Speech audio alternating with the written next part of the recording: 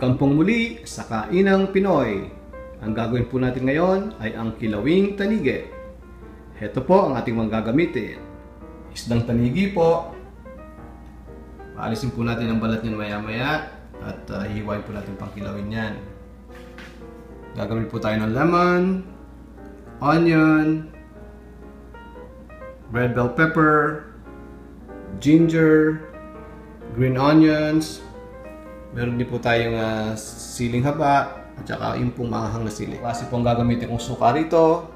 Ito po yung ordinaryong suka. Dito po natin sinasabi po nilang hugasan ang tanigi. At meron po tayong sukang Ilocos or yung sugarcane vinegar. Ito po yung ating pantimpla. Gagamit po tayo ng salt and pepper. Simulan na po natin.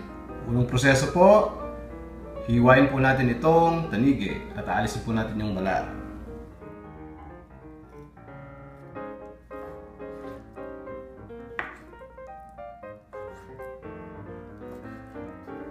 Ayan po, at nahiwa na po natin ang ating tanigi. Umpisahan naman po natin itong hugasan sa suka.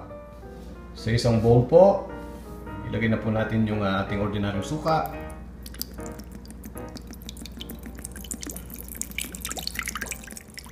Then, ilagay po natin yung ating tanigi. Yan po. At hayaan lang po natin itong mababad sa suka. Ito po yung tinatawag nilang hinuhugasan sa suka o yung niluluto sa suka. Hayaan po natin itong mababad for 30 minutes. Ngayon po, ang gagawin naman po natin, i-drain po natin yung pinagbabala ng ating mga tanigi. Bago nyo gawin itong proseso ito, naghugas po kayo ng kamay dahil pipigain po natin kasi yung tanigi. Yun po, pipigain po natin itong tanigi galing sa pagkababad at ita-transfer po natin sa isang bowl.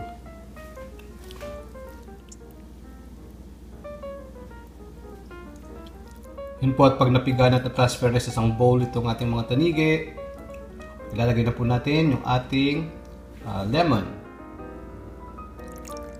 cane vinegar or yung sukang Ilocos, onions, yung mga sili po, yan, pinagsama-sama ko na po yan, luya, yung pang green onions natin, and lastly, salt and pepper.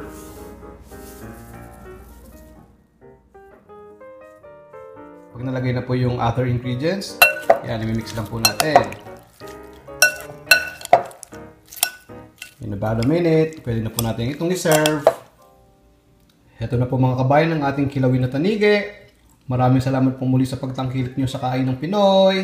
Hanggang sa muli po, tara na pong kumain!